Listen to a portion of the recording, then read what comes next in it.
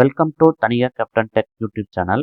இந்த வீடியோவில் நம்ம என்ன பார்க்க போகிறோம் அப்படின்னா, ஒரு வீடியோவில் இருந்து பேக்ரவுண்ட் க்ரீன் ஸ்க்ரீனை ரிமூவ் பண்ணிவிட்டு அதுக்கு பதிலாக நம்ம வந்து ஒரு இமேஜ் பேக்ரவுண்ட் எப்படி செட் பண்ணுறது அப்படிங்கிறத இந்த வீடியோவில் நம்ம லேர்ன் பண்ண போகிறோம். ஸோ பொறுமையாக நான் ஸ்டெப் பை ஸ்டெப்பாக உங்களுக்கு எப்படி செட் பண்ணுறது, இந்த வீடியோ எப்படி நம்ம பேக்ரவுண்ட் சேஞ்ச் பண்ணுறது அப்படிங்கிறத சொல்கிறேன். ஈஸியான மெத்தடில் ஸ்டெப் பை ஸ்டெப்பாக உங்களுக்கு ப்ரொசீஜராக சொல்லித்தரேன். ஸோ மறக்காமல் நம்ம வீடியோ இது வரைக்கும் நீங்கள் சப்ஸ்கிரைப் பண்ணல அப்படின்னா சப்ஸ்கிரைப் பண்ணிக்கோங்க. ஸோ ஸ்டெப் பை ஸ்டெப்பாக நான் வந்து எப்படி இந்த வீடியோ பேக்ரவுண்ட் வந்து சேஞ்ச் பண்ணுறது அப்படிங்கிறத சொல்கிறேன். வாங்க வீடியோக்குள்ளே போகலாம். ஸோ இப்போ இந்த வீடியோ பார்த்தீங்கன்னா ஒரு சில ஃபுட்டேஜஸ் நான் ஆல்ரெடி டவுன்லோட் பண்ணி வச்சுருக்கேன். ஸோ அந்த ஃபுட்டேஜஸ் யூஸ் பண்ணி தான் நான் உங்களுக்கு வந்து இந்த வீடியோ பேக்ரவுண்ட் எப்படி சேஞ்ச் பண்ணுறது அப்படிங்கிறத சொல்ல போகிறேன்.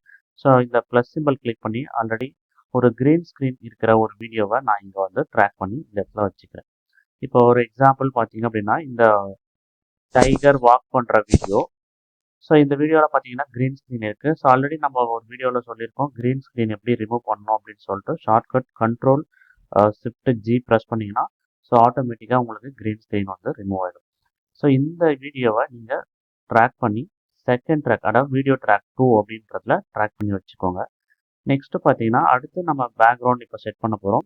பேக்ரவுண்ட் செட் பண்ணுறதுக்கான வீடியோ இமேஜஸை நான் இங்கே செலக்ட் பண்ணி வச்சுருக்கேன். ஸோ அகைன் அதே மாதிரி இந்த இடத்துல கிளிக் பண்ணிவிட்டு ஜஸ்ட் இந்த ப்ளஸ் சிம்பிள் கிளிக் பண்ணிங்கன்னா அந்த இமேஜ் வந்து இங்கே ஆட் ஆகிடும்.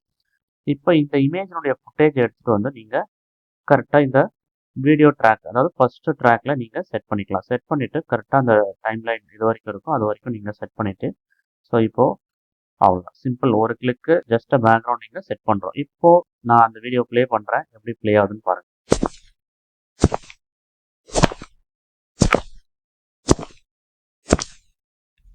ஸோ பார்த்தீங்களா, இப்போ வேறு லெவலில் பேக்ரவுண்ட் வந்து நம்ம சேஞ்ச் பண்ணிட்டோம். ஜஸ்ட்டாக ஒரு சிங்கிள் கிளிக்கில் பேக்ரவுண்ட் க்ரீன் ஸ்க்ரீனை ரிமூவ் பண்ணோம்.